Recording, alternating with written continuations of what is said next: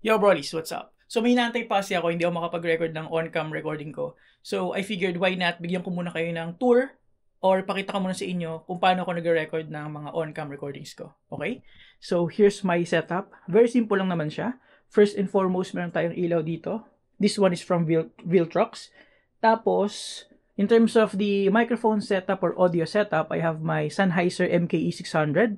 Just in case hindi nyo pa napanood yung mga dati kong video, ito yung setup ko. So, Sennheiser MKE600, nakatutok yan sa akin dito pag uupo na ako dito.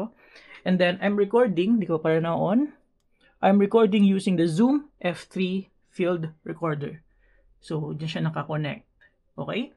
Tapos, meron ako ditong monitor, which is the Viltrox DC550. Na nakakonect ngayon sa aking camera dito, which is the Sony a7C II na may Viltrox 24mm 1.8. Tapos yung teleprompter ko is the Bronze Tour. Dito ko nalagay yung cellphone ko. Okay? Yan yung setup niya. Tapos may tripod ako dito. Tripod ko, meron ako diyan nakalagay na Velcro, tsaka dun sa kabila, para alam ko kung saan ko ipi-place yung tripod ko every single time na mag-record ako ng on-cam recordings kasi mahirap naman kung paiba-iba yung angle na makikita nyo, di ba? Tapos, I'm using this Bluetooth controller para sa teleprompter.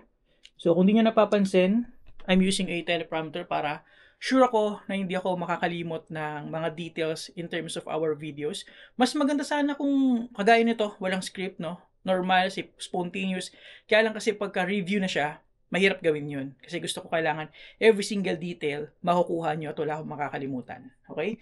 So, for today's video, ang i-record kong on-cam is may review of the DJI Neo drone. So, yun yung gagawin natin. Upo ako dito. Yan yung nasa harapan ko. Ganito nakikita nyo usually. Yan, pag ganyan. So, ayun. Ayan na. Dito na yung hinaantay ko. By the way, I also have the DJI Flip here, which just arrived in the studio today. So make sure to subscribe if you're interested for the review. Ganun lang kadali yung setup ko. Actually, hindi siya madali kasi every single time, kailangan ko i-set up yung tripod dito, kailangan ko i-set up yung camera with the teleprompter, kailangan ko ilagay yung external monitor. Pero ito, yung recorder, andyan na yan lagi. So ito lang dalawa yung lagi yung sineset up. Kasi syempre, di ba ako pwede maglagay ng permanent setup dito, di ba? And sa entire studio ko, wala na akong ibang setup na pwede kong gawing background. Yung dati kong setup doon, di ko mapakita kasi madumi. Yung dati kong setup doon is, dito dito nakatingin yan.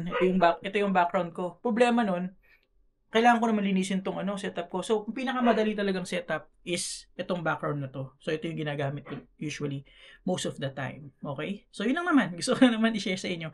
Alam ko, most of you alam na itong setup na to, pero para dun sa mga hindi pa, ayun. By the way, nalimutan ko, yung ilaw ko pala. So, ito yung ilaw ko. This one is the Ambitful FL80 na merong 60 cm parabolic softbox. Other than that, papatayin ko pa yung ilaw ko pala. Yung main light. So, magiging ganyan yung setup ko later. So, yan. Mamaya, or sa review ng DJI Neo, makikita nyo siya. So, yun lang naman. Thank you for watching.